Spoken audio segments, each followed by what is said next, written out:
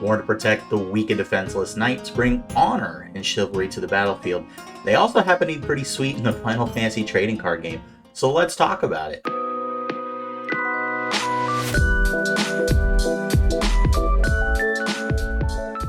What's up everybody, Jason with Maindeck here, and we are talking about knights in the Final Fantasy trading card game today. So I had a friend who just recently got back into the game after a very long hiatus, and their favorite game is Final Fantasy Tactics.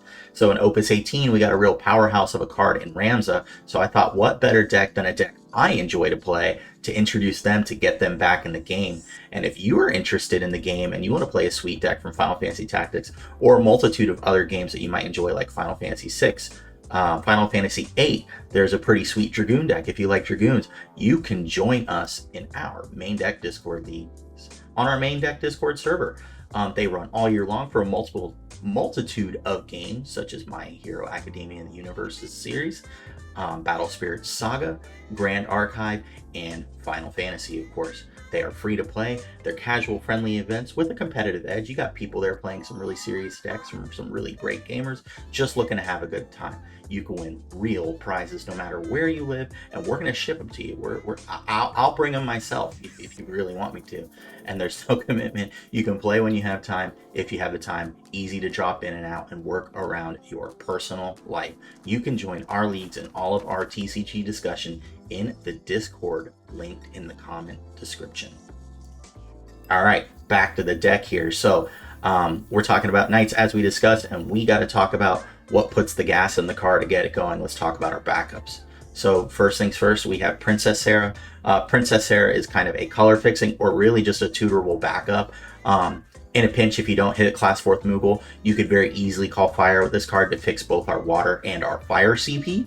But other than that, it's just a nice to have a tutorable backup option that also is available for color fixing. So Princess Sarah, very nice inclusion here. We're playing 3 copies of Ovelia to give our knights plus 1000 power. This format right now is being dominated by Warrior of Light. So an extra 1k to get out of a single ping from Warrior of Light for the 5k for some of our 5k bodies is nice. And to help deal with it in combat, that extra 1k, yes, even though it has first strike, we can get over that with cards like Beatrix to give our team plus 2000 more power when we play more knights. And Ovelia also synergizes excellently with being a princess, so it's tutorable off Sarah, the 4CP Sarah, and it also works with the Agrius we'll get to for synergy for that card. So we have to play 3 copies. We need to see this card, and it's very nice to just play. It's very clean to play at 2 CP. I'm playing 1 copy of the Mulligan Moogle himself in Artemisian. Artemisian, when it comes into play, you can take your hand, ship it to the bottom, and redraw. It's really nice to have a Mulligan opportunity. Let's say you're drawing a bunch of cards later in the game of cards like Arciella and Furion, and you're just not hitting stuff. While shipping away 4 or 5 cards in main phase 2 or even main phase 1 to see some of your removal or bigger forward options is big. So I whenever I play water, I try to include a copy of this card. So I can't cut this card just on principle. I really like it. It's a very flexible card. You can't cut it for other options that I could discuss a little bit later. We're playing 3 copies of class 4th Moogle to generate our fire CP. As you can see, we're a 2-color deck with not a single actual fire backup because we're trying to maximize some of our water options in our deck. So class 4th Moogle is our fire CP outside of Princess Sarah. You want to make sure you have this within like your first 2 turns. So if you have to mulligan to kind of see it or know that you're going to hit a Sildra to tutor into this card, it's really worth doing. This card is pivotal to keep the engine running. We're playing 1 copy of Gordon. Gordon, when he comes into play, I could draw a card and then I can discard, and then I can also pay a water to draw another card. It's just nice to have another tutorable backup option if we hit our other options later, and filtering through our deck for more cards isn't bad. So he's just there because we can kind of search for him, and it's just good to filter through more cards on a 2 CP backup that we can play pretty cleanly and not have to put extra investment into unless we want to. I'm playing 1 copy of the EX Burst Waka. Waka lets us look at 3 cards when he comes into play, or when he hits off EX Burst, and we get to get a water or a category 10 character. So it's just going to be a multitude of cards in our deck. We only have 7 non-water hits, including Princess Sarah in our deck. So the likelihood of getting a water card is pretty good here. It's worth playing just one. I've been toying around with this card. Your mileage may vary on it, but I enjoy it. And then we're playing 3 copies of the card I mentioned a few times in the 4 CP Sarah. When Sarah enters the field, we can get a prince, princess, or a king and add them to our hand. And this is huge. Most of our backups are princes and princesses. So we want to go ahead and get this early to shore up our backup plays and just get this deck online, because we're pretty greedy on our CP count as the higher we go up the chain. So we definitely need to get 4 to 5 backups into play as soon as we can. Finally, as a spicy card, I'm playing 1 copy of Lose Off with back attack. When he enters the field, you could choose 1 forward you control and bounce it to your hand. Your opponent then has to choose 1 of their forwards and put it into the break zone. This is interesting, right? So we have a lot of forwards in Ramza, Leviathan, Gawain, Agrius, Ash, a bunch of enter the battlefield triggers. So if we can get extra value off those enter the battlefield triggers by recasting them and causing them to lose a character in the process, I think that's pretty cool. So I definitely really like exploring 1 copy of this card. Again, this is a card you could do with or do without. There are multiple other options you can play in this deck. Couple water backup examples that you could be playing in this deck that I think aren't bad. You could play Yuna, the summoner backup, to make your Sildras and your Leviathans a little bit easier to cast the Leviathan summon. Caveat on the Leviathan, easy to cast. If you are casting it for the free cost on playing a water forward, when we get to that, Yuna would make it still cost 1. So mileage may vary on that, but I still think it's a pretty neat inclusion. And then if you want to drift away from the water backups to kind of go into more of a traditional 2-color deck, this deck could easily be playing the Sophie backup, or the Selfie backup, I'm sorry, that EX burst, it gets a fire forward from your break zone and adds it to your hand, and then breaks itself to buff 1 of your fire forwards. It's another way to get kind of some extra value out of your backups. And you could also do playing a copy of the EX birth Joseph that searches for a job rebel and adds it to your hand to get copies of Furion that we'll discuss here in a minute. So that's my backup line for this deck. I think it's probably the ideal backup line for what we're trying to do. But again, your thoughts are welcome in the comments below. Let me know what you would like to add or play if you were going for kind of a more of a water slant for the deck. Let's get into the forwards. Now, we talked about knights. We've talked about how they're chivalrous and how they're honorable, and well, let's talk about how broken they are. So Beatrix, when Beatrix enters the field or a knight enters the field, she gives your entire board 2,000 power, which is really nice. But the reason why we're playing her is her 0 ability. She can make our next knight cost 2 less to play. We have Ramza down here who costs 7, Agrius costs 5, and even Gawain costing 4. We want to try to get discounts on as much stuff as possible to keep card advantage. That's the point of this deck. As we get down the backups here, we're trying to keep card advantage over our opponent and just increase incremental value, our cards getting us more cards. So Beatrix really helps with that by making our knights cost a little bit less, and the extra power push is awesome. There are really degenerate plays where super early you can go pitch, I don't know, any knight, Gawain, for Beatrix, and then pitch, use the ability, discard 3 cards, even though it sounds really steep, to play that Ramza, to get Gawain into play, to get 2 more cards back into your hand, and you're still leaving that turn with cards and 3 forwards on the board. So Beatrix leads to some really degenerate stuff, or just really keeping you consistent and keeping able to pump out your knight threats. So as part of that knight package, we're playing 2 copies of the 2 CP 2-color Steiner. Really just because he's a tutorable CP with Gawain. He's a knight to count towards our knight total, and he does have some reasonable effects here. When he enters the field, all of your forwards gain 2,000 power to the end of turn, or you can bounce a forward to cost 3 or less to your opponent's hand. So he can get something weird off the board that you're not dealing with, or again, more power push to kind of just go over your opponent's board and force them into a tricky blocking situation.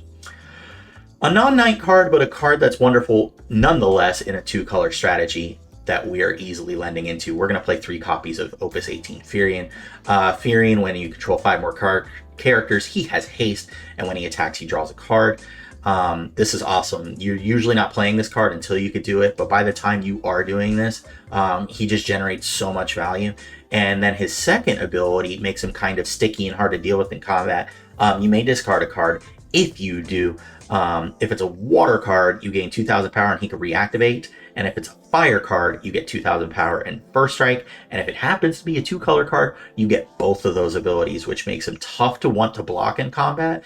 There are situations where your opponent is going to block and you're not, you can just say, I'm going to discard 2 cards, make this guy a 9k first strike, which deals with a lot of cards, except Warrior of Light, which is definitely really more annoying. Warrior of Light has kind of made cards like Fearing a little bit scarier to play, right? Because he could just ping them out. But we're only going to try to stick this when we could really stay ahead. I've thought about cutting this card, but it's just too good, right? It draws cards. It's a haste threat that can get bigger and balloon past things. I really like this card. We're also playing 1 copy of the 2-color Yuzuki, not a knight, but here to protect our knights nonetheless. If a fire forward you control is dealt damage by your opponent's abilities, reduce it to 0. So Warrior of Light pings, no thank you. There's just so much stuff this card deals with. We love it. And then we have, if a water forward we control is just dealt damage, reduce it by 2k instead. So it's just going to deal with incremental ping damage or helping, again, our trades deal in our favor. So if they happen to do a combat trick that would potentially kill us based on damage, if they were a water forward and we can subtract that 2k from it, it's a healthier buffer to make blocking more awkward for our opponent, right? They may not want to use that combat trick if your forward is not gonna, if they're not gonna kill your forward in retaliation and may end up taking the damage just to save that card on another day. Or they're going down a card just to keep a blocker on board and you don't lose anything, so it doesn't feel that bad. I'd like to play more copies of this card, but I feel really good with it at 1 with the amount of search we have in the deck and card filtering we have.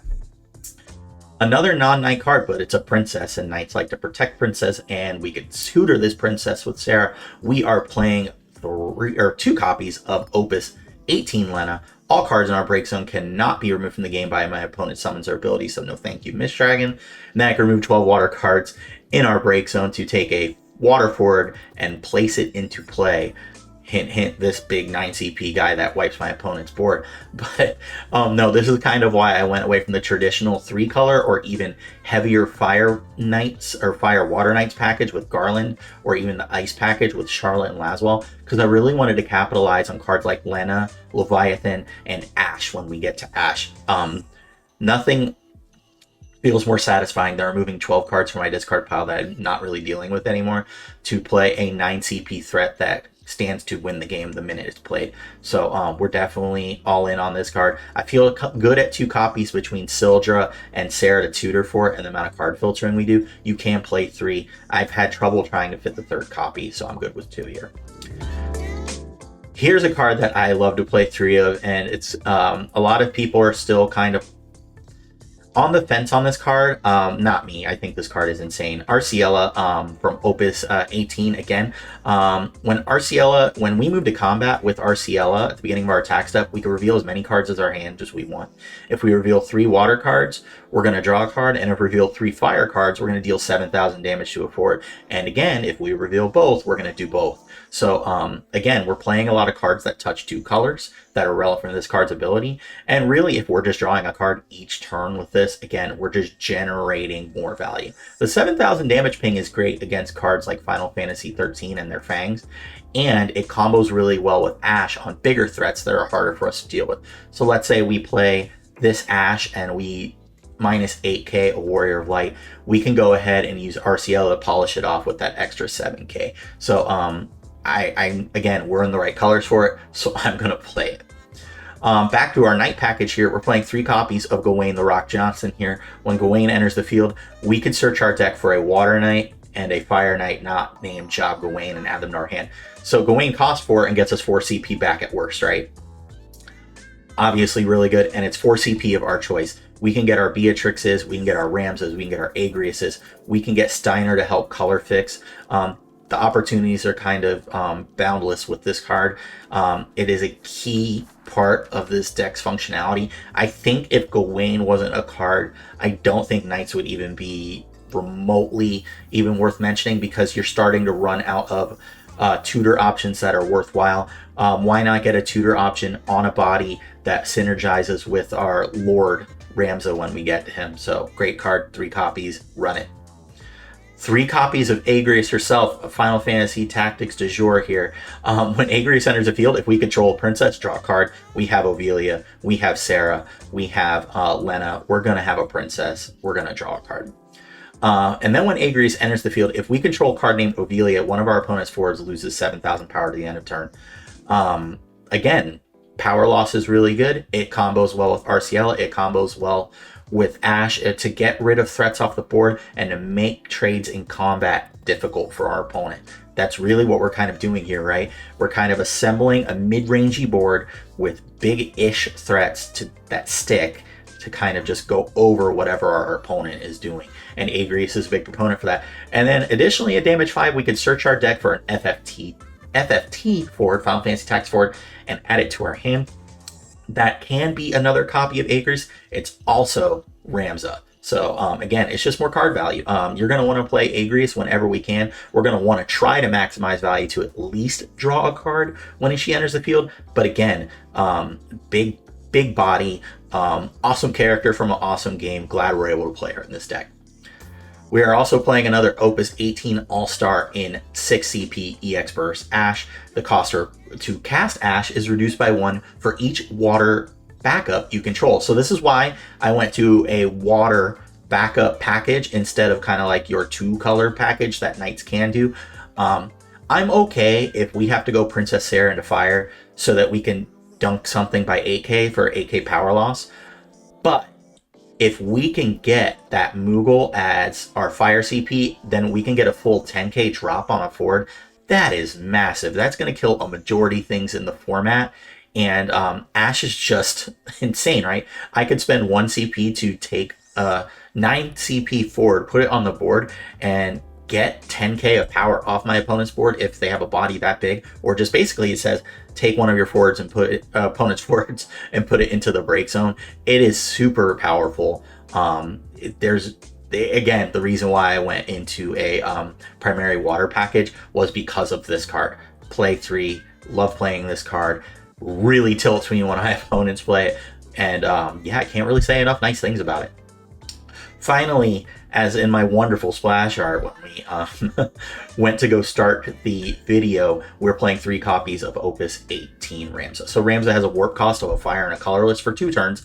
But when Ramza enters the field, you can choose 1 job knight of cost 5 or less in our break zone and put it into play. So our Agriuses, our Gawains, our Beatrixes, our Steiners, all of those cards, once they're in the break zone, can come back and be put into play by Ramza. So if Ramza takes a Gawain from your break zone and puts it into play, you're getting a 5 CP body who gets you 2 cards and adds them to your hand.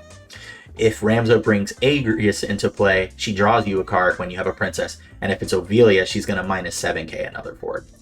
If you bring Beatrix into play, you're now going to have a body that facilitates playing out the rest of your hand. And if you get Steiner, who's usually the weakest of the options, but is still a knight nonetheless, you're going to go ahead and either give your board a good power pump or return a forward in play to your opponent's hand of cost 3 or less. Really good stuff here. We really, really like Ramza. And then he has the super awesome Dull 4 active Job Knights. Choose a forward your opponent controls and break it, and Ramza deals your opponent 1 point of damage. As you can see, Ramza says Dull 4 active Job Knights. There's no dull symbol here. So if you just played those knights or just played Ramza, you can activate that ability once you have 4 knights. Very good reactive ability. Really can put your opponent in kind of a really nasty situation on their turn to know that if they can't deal with the Ramza, or when they go to deal with the Ramza, he can just tap down and get rid of whatever forward he wants to, as long as he can target them. Finally, the big bad himself, the primal daddy himself, Leviathan, Lord of the World. When Leviathan enters the field, we get to take a monster, a backup, and a forward and return it to our owner's hand. When we do this, and if he's still on the field, we can choose a forward our opponent controls and give it 9,000 power reduction. This card, on entry, usually can put the door shut on a game, right? Even if you don't choose all of the modes on the card, just even returning a forward from your opponent's hand into the game and killing another forward usually is enough as kind of a bookend to either take control of the game back in your hands or just allow you to get that extra removal so you get your forwards through across the finish line. since we went heavy into water, figured why not play Lena? Why not play Leviathan? We can hard cast this card, but we're trying to cheat. Cheating is really good in this game. We're going to try to cheat this card into play as much as possible with Lena. All right, so we talked about the forwards, we talked about the backups. Finally, I have a limited summon package because, again, we are kind of forward heavy. We do kind of want to get our knights into play, and we don't have very many of them, but we need to get them into play. So we do have our options. First here, I have 3 copies of 4CP Sildra, arguably one of the most insane value cards in the game. Sildra's gonna search for 2 water characters, 2 category 5 characters, or any combination of the 2 with a different cost and add them to our hand. So we can go ahead and grab Sarah plus backup.